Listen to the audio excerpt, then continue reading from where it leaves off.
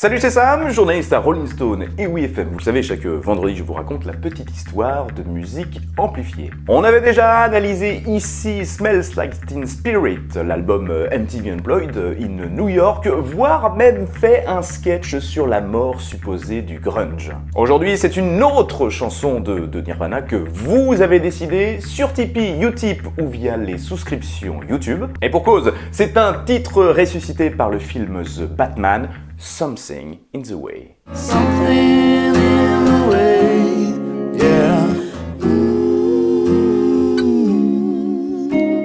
On est en 91 et c'est sur l'album Nevermind. Avec plus de 30 millions écoulés, c'est un des albums les plus vendus au monde. Le plus drôle, comme Where Is My Mind des Pixies, relancé par le film Fight Club, eh bien Something in the Way n'a jamais été un single. Alors, pour les retardataires, Nirvana, c'est qui? Eh bien, un trio de gosses divorcés d'Aberdeen, et non de Seattle, qui est quand même situé 120 km plus loin. Un des tauliers, surtout du grunge, ce courant musical mélangeant l'énergie du heavy, le désespoir du punk, le look clodo et puis bien sûr des guitares crado. Il n'a surtout fallu que 3 albums studio et des paroles souvent personnelles liées au mal de vivre, à l'héroïne, dénonçant le machisme américain ou évoquant l'amour pour convaincre toute une génération. Or, si Something in the Way a un regain d'intérêt actuellement, la chanson agit pourtant à contrario de la setlist énergique du groupe. Et l'enregistrement y est sans doute pour beaucoup.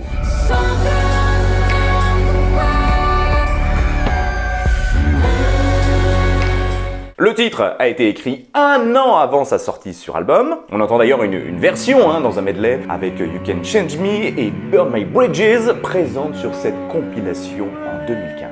Mai 91 donc, direction les Sound City Studios de Los Angeles avec Butch Vig, le batteur de Garbage qui travaillera avec The Smashing Pumpkins, Sonic Youth ou encore Green Day. Si le disque a tout d'abord été entamé dans le Wisconsin, Kurt Cobain s'y était surtout cassé la voix. Le groupe décida également de changer subitement de batteur et Something in the Way faisait partie des 3 chansons non clôturées de la session. Une fois à Los Angeles, dont le trajet était payé en donnant un concert, Cobain veut enregistrer ce titre avec le groupe, mais les tentatives échouent. Le jouant alors en acoustique dans la salle de contrôle du studio pour montrer au réal comment ça devait sonner, et devant la sincérité du moment, Vig a une idée. Il éteint la clim, il débranche le téléphone, il installe des micros et il enregistre le tout depuis cette cabine. Les couplets de la version finale sont même issus de la première prise. Puis les harmonies et autres instruments sont rajoutés, même si le bassiste,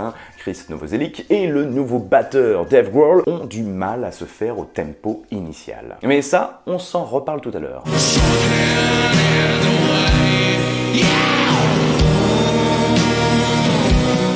Les paroles de la chanson, elles évoquent ces mois pendant lesquels Cobain fut expulsé de chez sa mère divorcée, dormant dans le van du bassiste, chez le batteur des Melvins, dans des squats, salles d'attente d'hôpital ou, selon la légende, sous un pont de la rivière Wishkah d'Aberdeen, dont parle justement la chanson. Et je dis bien légende, car le bassiste et la sœur de Cobain, ont réfuté cette théorie en 2001, affirmant que si le futur chanteur y pêchait bien, au bord de ce pont, les berges boueuses rendaient impossible le fait d'y dormir. Et puis beaucoup l'ont oublié, Cobain lui-même a avoué que les textes de cette chanson tenaient plus de la symbolique. Et pour cause, le refrain « Quelque chose est sur le chemin » est une métaphore face aux épreuves de la vie et le bilan que nous pouvons en faire pour aller mieux. D'où son utilisation dans The Batman, dont le personnage partage la solitude, le défaitisme, voire l'absence de tutorat parental. C'est d'ailleurs toute la force de Cobain et le fait qu'on puisse s'y identifier, celle d'assumer avec honnêteté sa noirceur. Citons aussi « Je me nourris d'herbe » qui peut évoquer la weed ou bien alors l'absence de sentiment des poissons trahissant l'inexpression de leurs yeux mais surtout la léthargie alors de l'auteur. Ne vous fiez cependant pas du tout au ton doux, Ce titre est la preuve qu'il n'est pas utile d'hurler pour être expressif et faire preuve de dureté dans les mots.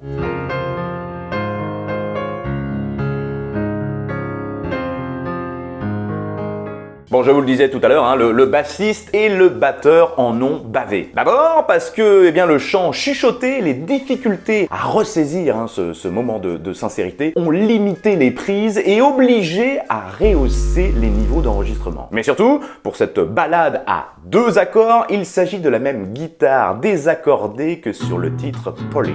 Une Stella à 12 cordes que la batterie ne doit surtout pas étouffer et dont la basse peine à suivre les irrégularités. Le reste des instruments a été enregistré dans l'autre salle de contrôle plus petite. En particulier un violoncelle, le dernier jour du studio, joué par le mari de la batteuse de L7 et dont la mélodie a été trouvée quasi instantanément. Un comble quand on sait que l'album a parfois été critiqué pour son son trop produit.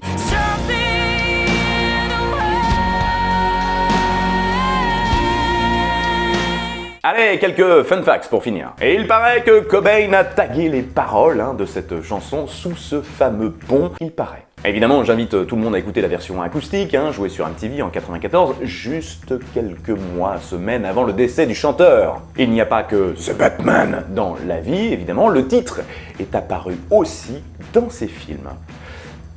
Moins iconique, effectivement. Il n'empêche que c'est grâce à la bande-annonce du film de Matt Reeves que la chanson a explosé sur les plateformes de streaming, plus 1200% rien que sur Spotify. Rappelons enfin cette anecdote, en parlant de film, avant de décliner, eh bien Cobain avait été invité à jouer le dealer dans le film Pulp Fiction. Ha! Et ça, tu le savais ou pas? Voilà, c'est fini, quelques infos avant de se quitter. Le conseil de la semaine, c'est évidemment le dernier album du duo nantais Kokomo, que l'on a toujours soutenu ici. Merci aux personnes qui me soutiennent via les plateformes ou la boutique UCLA. Pour rappel, certains des t-shirts ne sont dispo que cet hiver, dépêchez-vous. Vous connaissez la chanson, pouce, abonne-toi, partage, etc. Si la chaîne peut continuer, c'est grâce à vous. Et puis pour ceux qui ont suivi jusqu'au bout de la vidéo, mettez pamplemousse dans les commentaires, on verra qui sont les vrais. Allez, à vendredi.